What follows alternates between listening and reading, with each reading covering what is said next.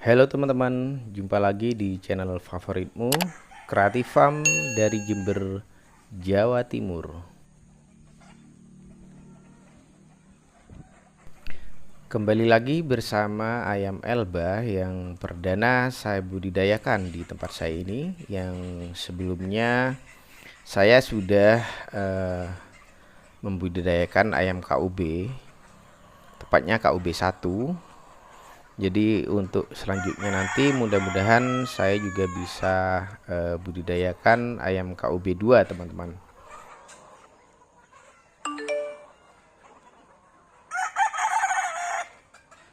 Pada video ayam Elba yang sebelumnya teman-teman, jadi saya sudah sampaikan kalau terjadi kemunduran fase bertelurnya, jadi hingga berusia kalau tidak salah 7 bulan teman-teman baru mulai bertelur, dan itu pun hanya 1-3 butir per harinya.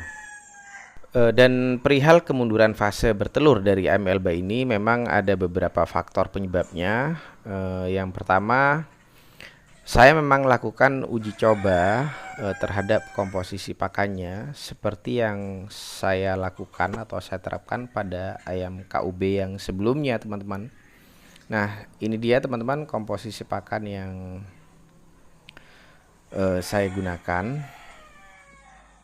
Untuk komposisi pakan yang tampak pada video kali ini, jadi ada 3 macam teman-teman. Yang pertama bekatul padi dengan takaran 3 bagian. Yang kedua jagung giling dengan takaran 1/4 bagian. Dan yang ketiga adalah konsentrat petelur teman-teman dengan takaran 1 bagian. Sedangkan komposisi pakan yang sebelumnya teman-teman, jadi saya tanpa menggunakan jagung giling sebagaimana halnya yang saya terapkan pada ayam KUB yang lalu. Jadi pada ayam KUB dengan komposisi pakan yang tanpa jagung giling, fase bertelurnya sesuai jadwal teman-teman. Jadi di usia 5,5 bulan ayam KUB sudah mulai bertelur. Sedangkan pada ayam Elba ini terjadi kemunduran teman-teman. Jadi baru mulai bertelur di usia 7 bulan. Dan saat ayam Elba ini memasuki usia 7 bulan 10 hari, barulah saya tambahkan jagung giling ke dalam komposisi pakannya. Dan 2 hari kemudian produktivitas bertelurnya mulai bertambah teman-teman seiring berjalannya waktu, hingga saat ini ayam Elba ini berusia hampir 9 bulan. Dalam setiap harinya ayam Elba ini sudah bisa memproduksi telur 18 butir hingga 22 butir dari populasi indukan berjumlah 56 ekor teman-teman. Jadi untuk ayam Elba di tempat saya ini kebetulan sekali dan sangat disayangkan sekali populasi pejantan lebih banyak dibandingkan populasi betinanya teman-teman. Jadi insya Allah nanti bulan depan saya akan datangkan lagi indukan atau pulet Elbanya teman-teman, agar terjadi perbandingan populasi yang ideal teman-teman.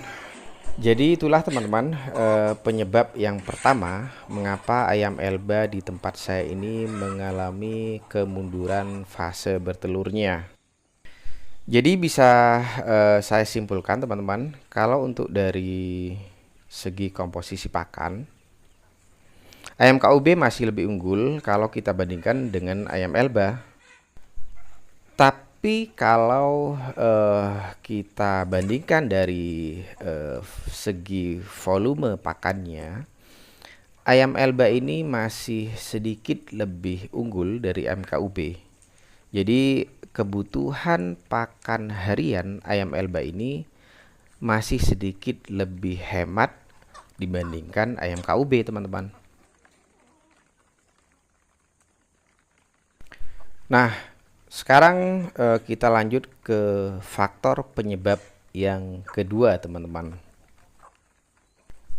Tingkat stres ayam Elba ini, teman-teman, jauh lebih tinggi, melebihi dari tingkat stres ayam KUB.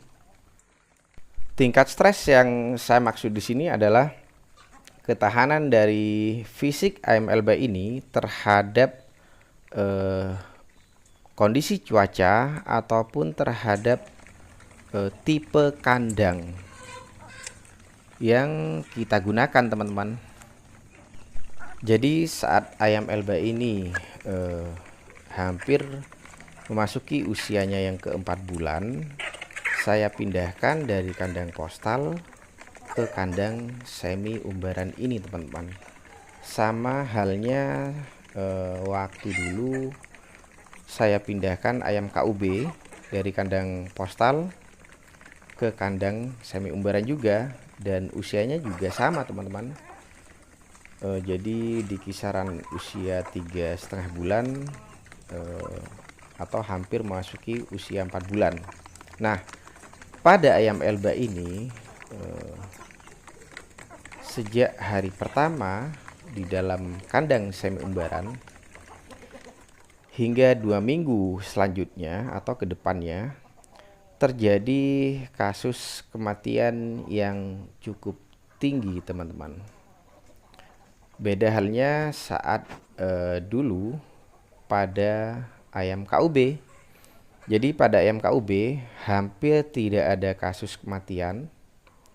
Kalau tidak salah, seingat saya hanya ada 3-5 ekor saja. Itu pun hanya tidak sampai 7 hari, teman-teman. Sedangkan pada ayam Elba ini kasus kematiannya cukup tinggi, teman-teman. Jadi berlangsung selama kurang lebih 10 hingga 14 hari, teman-teman. Perpindahan dari kandang postal ke kandang semi umbaran ini, baik ayam Elba yang sekarang ini ataupun pada ayam KUB yang lalu, sama-sama saya lakukan di saat musim hujan, teman-teman.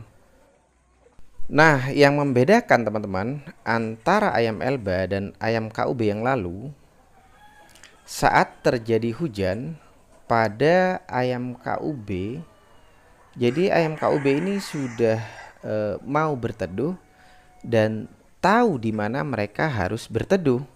Jadi tidak sampai basah kehujanan, teman-teman. Sedangkan pada ayam Elba ini, teman-teman, jadi saat terjadi hujan, mereka tidak mau berteduh atau mereka tidak tahu di mana tempat untuk bisa berteduh, teman-teman.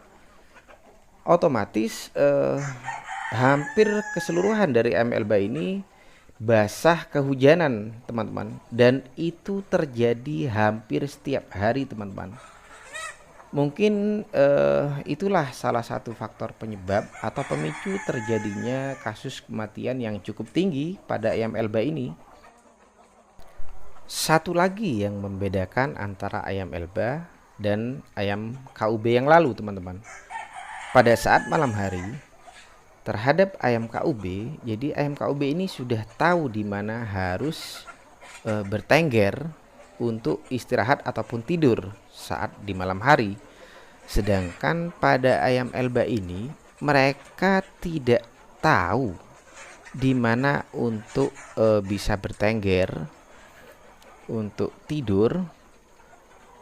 Jadi pada ayam Elba ini keseluruhannya selama hampir kurang lebih 1 mingguan, jadi mereka pada tidur di tanah, teman-teman. Jadi di bawah, bahkan tak jarang dalam kondisi basah kuyup, teman-teman, habis kehujanan. Dan hal itu berlangsung selama hampir 2 minggu, teman-teman. Jadi selama hampir 2 minggu di awal mereka tidurnya di bawah, teman-teman. Jadi selanjutnya barulah satu persatu atau sedikit demi sedikit ada yang mulai tahu dan bertengger di tempat yang sudah saya sediakan teman-teman. Dan alhamdulillah keseluruhan saat ini AML Bay ini kalau malam hari, jadi dimulai jam 5 hingga jam 6 mereka sudah mulai bertengger di atas. Jadi itulah teman-teman sedikit pengalaman yang bisa saya bagikan untuk teman-teman semua tentang perbedaan antara ayam KUB dan ayam Elba teman-teman. Nah ini dia teman-teman telur-telur ayam Elba yang perdana saya lakukan penetasan dengan menggunakan mesin inkubator manual teman-teman. Ini ada 2 tahap. Jadi tanggal 20 Januari, yang satunya tanggal 25 Januari teman-teman. Masing-masing berjumlah 100 butir. Dan apabila ada dari teman-teman yang berminat ingin melakukan pemesanan DOC ayam Elba, jadi teman-teman bisa langsung menghubungi saya via nomor WA yang sudah saya sertakan di video ini teman-teman. Jadi nanti dari hasil penetasan telur ayam Elba ini teman-teman bisa lakukan pemesanan mulai dari sekarang. Untuk pengiriman di UCM Elba ini saya hanya bisa lakukan untuk Pulau Jawa saja. Sedangkan untuk di luar Pulau Jawa teman-teman bisa melakukan pemesanan telur tetasnya saja teman-teman. Jadi untuk telur tetas dari ayam Elba ini saya bisa lakukan pengiriman hampir ke seluruh Indonesia teman-teman. Jadi itulah teman-teman sedikit pengalaman dan ilmu yang saya dapat dari beternak ayam Elba dan juga ayam KUB yang bisa saya bagikan pada teman-teman semua. Semoga bisa bermanfaat dan setidaknya bisa teman-teman jadikan sebagai bahan referensi untuk teman-teman yang baru akan mulai beternak ataupun yang sudah lama beternak ayam. Oke teman-teman, sekian dulu video dari saya ini. Semoga bermanfaat dan bisa menjadi inspirasi yang positif. Akhir kata saya ucapkan salam sukses selalu dan jangan pernah lelah untuk selalu berpikir positif.